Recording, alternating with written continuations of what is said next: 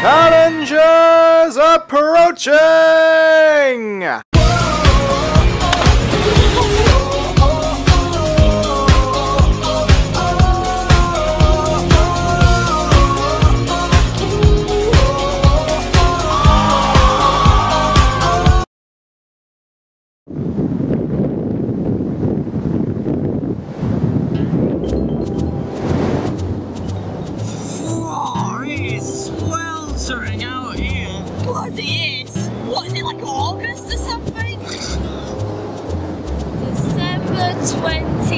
December 24th? Isn't that Christmas Eve?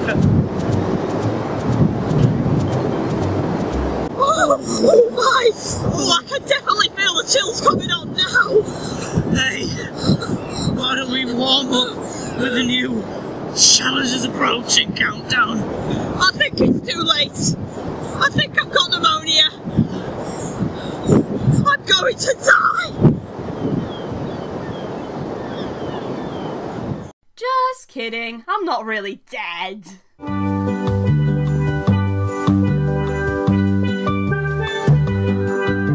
So to celebrate the festive season, we bought you free tickets to Jamaica. Only no, because Challengers Approaching isn't stinking rich. Except for me. Bleh. Bleh. So instead, we'll give you our top 8 great beaches in gaming. But why, guys? Why top 8 beaches? I'm so sad and confused. Because it's great bait, mate. I rate 8 out of 8. Michael, you scrub, that doesn't explain anything. So deck the halls. As it's time to start writing our Christmas lists, and start checking them twice. Tell Santa I want a pony. One per franchise.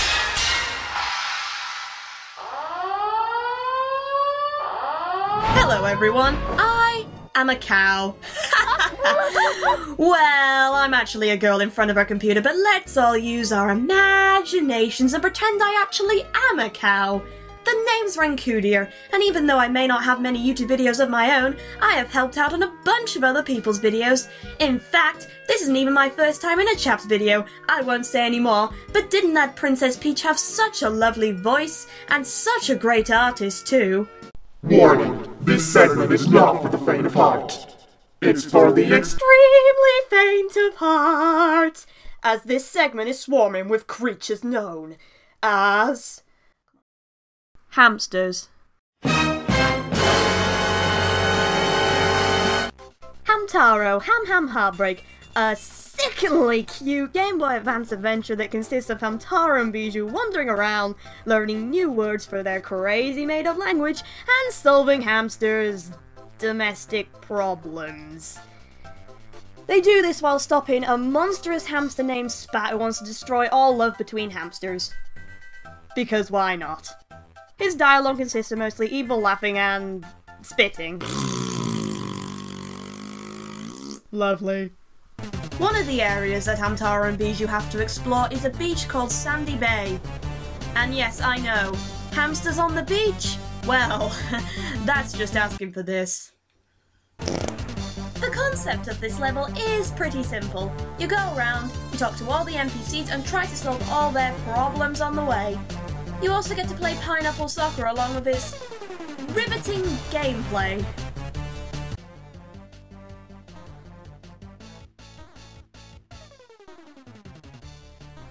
As well as enter an action-packed dance competition.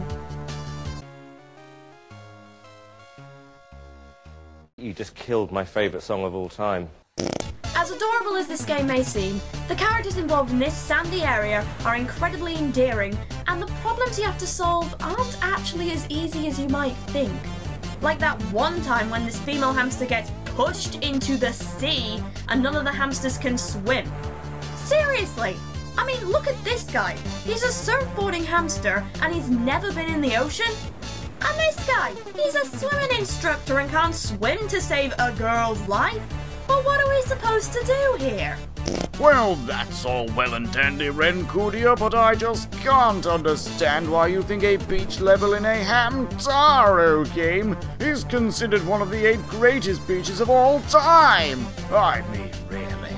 Oh, don't worry, you snobby man. I I shall explain.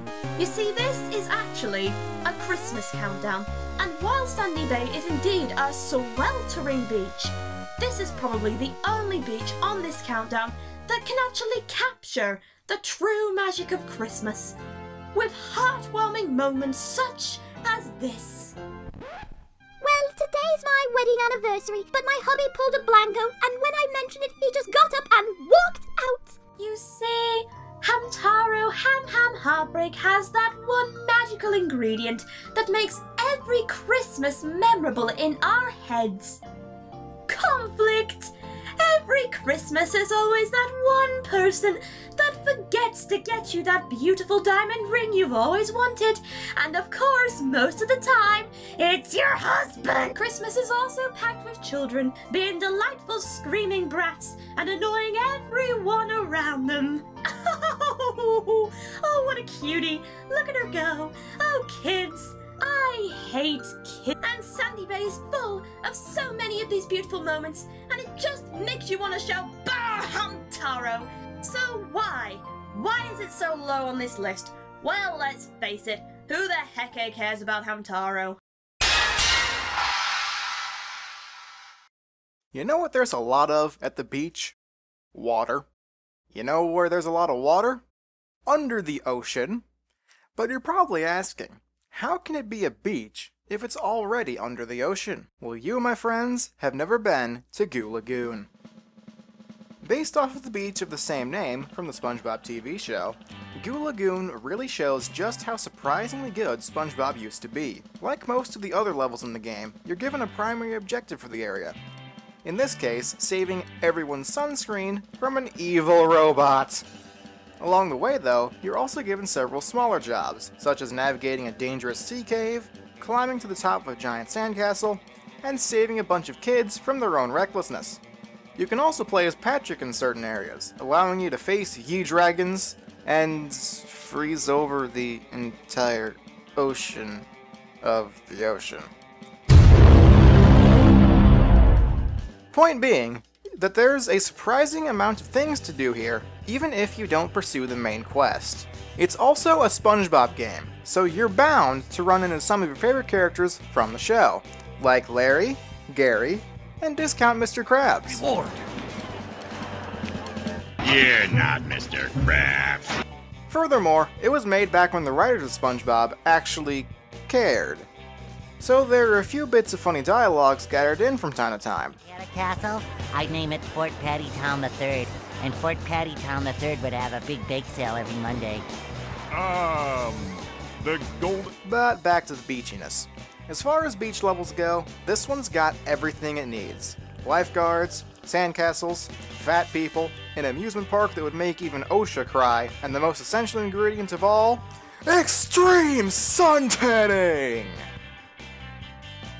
Goo Lagoon managed to pull off everything that a beach level needs, while adding in its own flair that gives it the uniqueness to stand out amongst the crowd.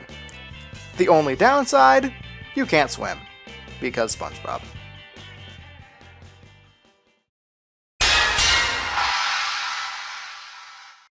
What would a mixed franchise list be without Pokemon, eh? And when regarding the region with the best beaches, it has to be Hoenn, which is actually based off the sunny islands of the Kyushu region in Japan, when tilted on its side. I know, pretty amazing, right? And with a mixture of nostalgia and things to do, along with being strictly a beach, the Duford to Slateport Route 109 earns the number 6 spot on this list. Route 109 is a large beach on the shore of the sea town Slateport. It features hidden items under umbrellas that are first starting to be introduced to the players, such as revives, PP-ups and soft sand that really begin to encourage that early game exploration for items. Route 109 is also composed of a few islands around that can be explored once the player knows surf, along with the 8 different water type Pokemon to catch, which encourages a reason to revisit the area. But the main attraction for trainers on Route 109 is the based Soda Pop House, where the owner craves for scorching hot battles against beauties and sailors that reside in the seashore house. Whilst the fights are easy, they are still worth that vital experience points with an increased difficulty curve for the third type electric gym to come. Whether you're hot to trot, cool cat or not, chilling at the Soda Papa's spot will reward you as one of the 2 locations where you can get, at the time, the most powerful healing item in the game, a dozen soda pops. Oh, and did I mention, this stage has nice what puns? Crab burger, making it crabby, you know, crabby. Oh Destiny, you're so delinquent. Whilst the music isn't exclusive to the area, I'm still crying #Ho and tears over it. It is also one of the few routes that actually has reasoning behind the way it is. Let me explain. Many years ago, during the Japanese Edo period, only the Dutch and Portuguese were allowed to import European trade into Japan. And a port at Slateport's Japanese equivalent, Nagasaki City, played a pivotal role in this development. And well, how do you arrive at the shipbuilding marketplace Slateport City? Through Route 109's port, of course. Ah yes, port. It's Christmas time, isn't it? Well, Merry Chapsmas everyone. Cheers, Route 109. That's disgusting.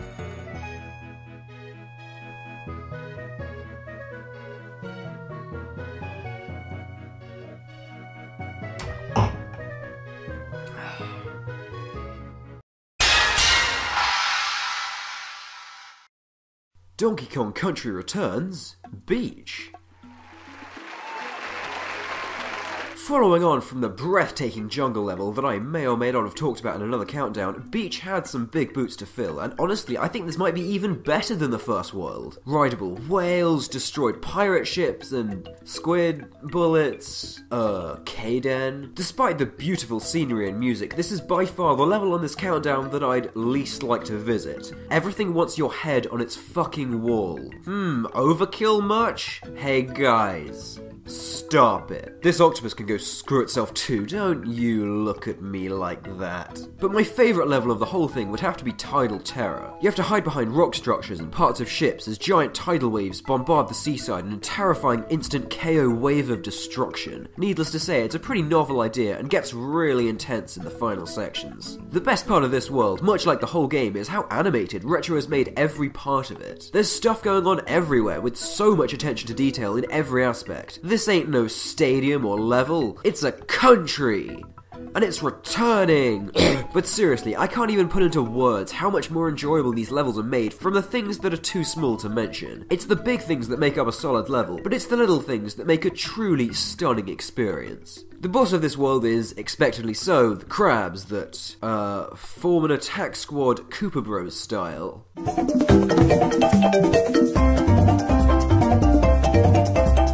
This world is great for its style and grace, excessive detail, and slightly over-excessive enemy count. It's a wonderfully fresh experience that'll certainly get you in the mood for never going near any stretch of sandy seashore ever again for fear of octopi, crabs, and electric squid. That's really why this level is no higher. It can be a real beach to get through. Ha ha, puns.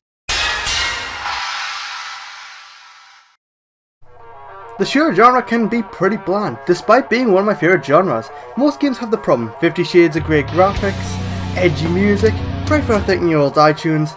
But this is where Halo comes in. Halo has beautiful environments as well as some of the best music around. Now, the level I'll be talking about is from Halo Combat Evolved. Now, which level is it? It will probably be the only one set on a beach. You know, the Silent Cartographer. The level starts by you flying onto a beach. Yeah, who would have guessed a beach is involved? You start the mission with a full-on raid on the beach, killing all the Covenant, while the epic Halo theme song is playing in the background. It's a great way to start the level. After that, you have to explore the map and find your way to the control room.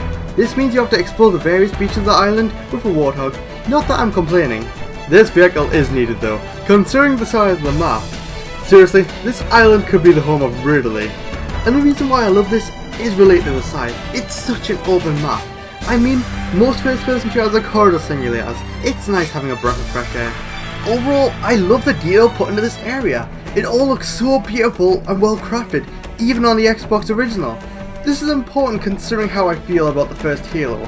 I feel Halo Combat Evolved is pretty bland, repetitive and archaic in design at times, but this level really sticks out in comparison to the others. From the first Halo, this is my favourite mission in the game. This level is good, but you may have noticed this segment being pretty short. Well, this level also has parts where you explore a bit more of the centre of the island, as well as a good chunk inside the base. Maybe I'll talk about this in top 10 islands or top 10 corridors in video games. Still a really good level. It's just lower because it doesn't spend as long based on a beach in comparison to the other levels on this list. One thing I forgot to mention is the water. Good god, it looks amazing. And unlike other Halo games, you can actually go into the water. This level has nice water. I wonder what it looks like with classic graphics. Oh god, that is not nice water! Not nice water!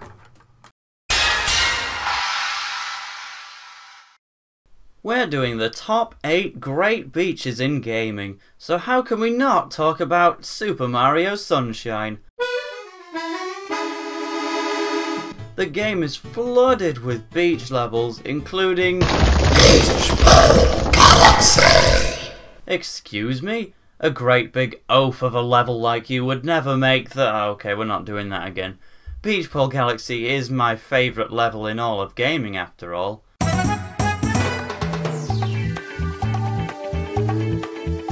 Now, I'm not a massive fan of going to the beach in real life. I'm still picking sand out of my fingernails hours after I've left. But beaches are damn fine to look at, and that's exactly why I like them in games. I don't need to clean my toes while I'm listening to screaming children. I can just stare at the clear blue skies and talk to... penguins? I guess they got sick of being dropped off the face of a cliff.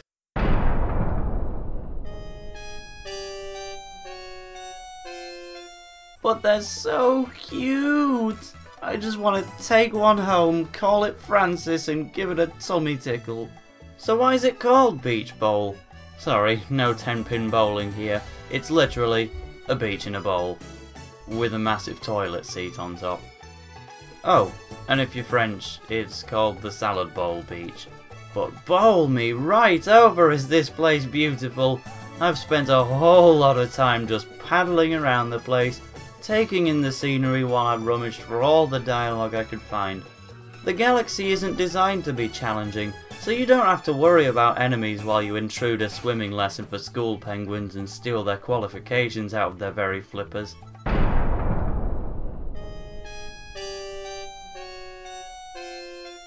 Up and above, Mario can become Ice Mario, potentially for the first time, pulling out the old HM08 to scale the waterfalls. Even meeting some cataquacks along the way, so they don't have to feel bad about Gelato Beach not making the list. You can even use Spring Mario, which disappears when it touches water. Good job. Beach Bowl even returned in Super Mario Galaxy 2. Well, this part of it did. It even tried to abandon the family name and called itself the Stone Cyclone Galaxy. Why can't you be more like your beach parents? Get some sand. But these matters don't take away from the level just being a pure joy to explore. It had some stiff competition to get on the list, beating out the many beaches of Super Mario Sunshine, hordes of Mario Kart courses, and even its main rival, the Sea Slide Galaxy. But due to the gorgeous scenery, chillaxing with the penguins, and calm, fun gameplay, it earned its number 3 spot on the list, and a special place in my heart. Oh wait, I'm meant to be dead. Bleh.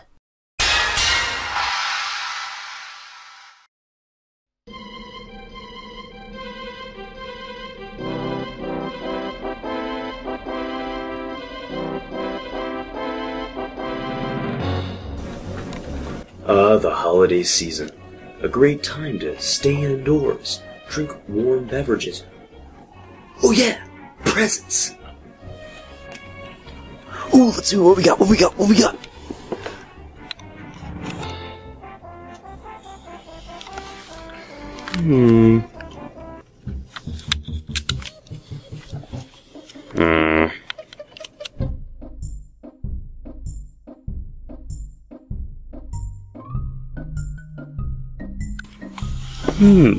What do we have here? He won't miss it.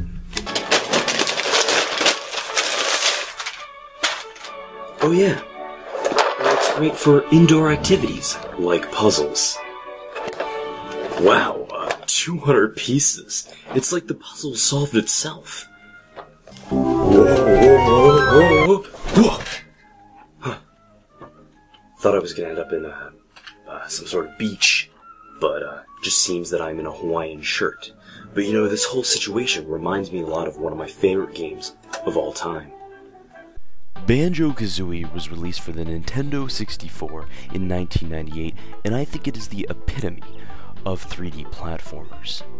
Throughout the game, you explore the main villain Gruntilda's lair in order to explore other new worlds. It functions as the hub world for the game. As you collect the game's main objective, Jiggies, you can then unlock new stages. When the puzzle pieces are formed together, a new area of Gruntilda's castle opens and you can hop right inside. When I think of beach levels, Treasure Trove Cove is one of the first things that comes to mind. It's one of the first beach levels in games I came across, and still one of my favorites to today. Every level in Banjo-Kazooie has amazing atmosphere. When you're playing the level Treasure Trove Cove, it feels as if you are a bear and a bird on the beach, learning new moves and interacting with other organisms of their world. This is actually the level where Kazooie first learns how to fly. But wait! I thought you needed an HM to do that! There's also many sights to see, like a giant crab. Oh yeah! A bucket that you, toss eggs in. Mr. Bucket, toss your balls in my top. And, Captain Blubber, one of my favorite underrated Banjo-Kazooie characters. Yahar! I lost me gold, as I had stocks in Mojang. And don't get me started on the music. Grant Kirkhope is probably my favorite video game composer. A lot of times when I see sand, I just think of the music from Treasure Trove Cove. Overall, the atmosphere of Treasure Trove Cove is some of my favorite in any video game ever made, not just of beach levels. It's so amazing, I wonder what this beach is like now. Man, this beach used to be great, but now there's trash everywhere.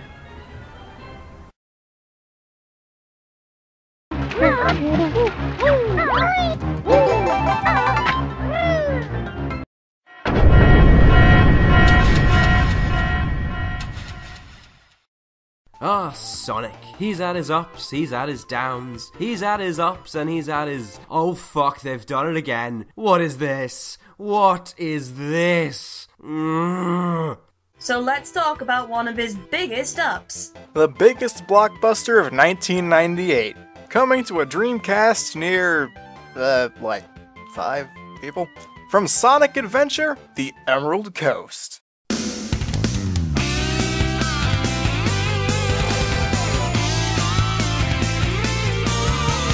Sonic Adventure was a revolutionary point in the Sonic series, and gaming in general. Never before had audiences seen such a fast-paced 3D platformer. And they still didn't until they bought the GameCube version.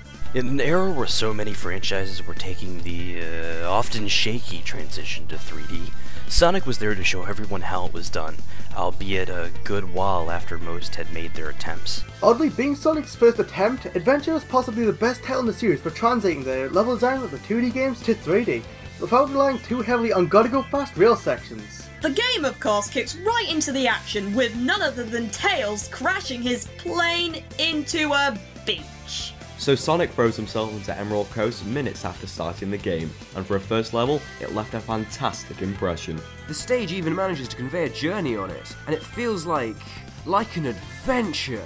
You're on a beach, then a pier, then some islands, then you're running along the wall. And then he goes really fast! And he goes boingity boingity boing! And then he went...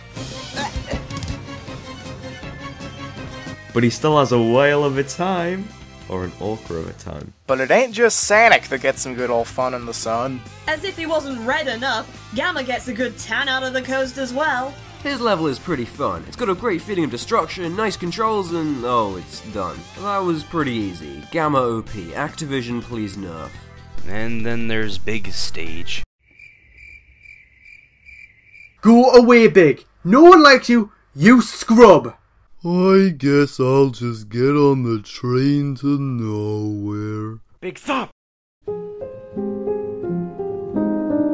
But Emerald Coast throws the convention of slow, easy, relaxing beach levels out of the window, giving players a strong, fast level despite being the first in the game, and is one that's still remembered to this day, even reappearing in Sonic Generations. Despite not really resembling the original. But due to the way Emerald Coast is so different to the normal beach level, yet is still so attractive and enjoyable, it stood out to us as the best choice for the top spot on the list. Keep going fast, Sonic. Keep going fast. Oh, and I guess you could say the music is, well, orchestrated. Haha, puns. Hello, this is Rider of Lightning. I had little to do with this list, but I'm here to wish you a Merry Christmas, and that this was our Christmas present to you. Anyway, plug time. Stelio 78910 made part 2 of his sweet levels in video games. Mr. 12603 made a countdown about Zelda. Trailmix Blazer made a video with 3 chaps and some Theo guy. And Tale of the Toaster continues his Paper Mario Let's Play, which is about to come to an end. So don't miss the epic conclusion! Thank you for watching, and have yourself a Merry, Merry Christmas.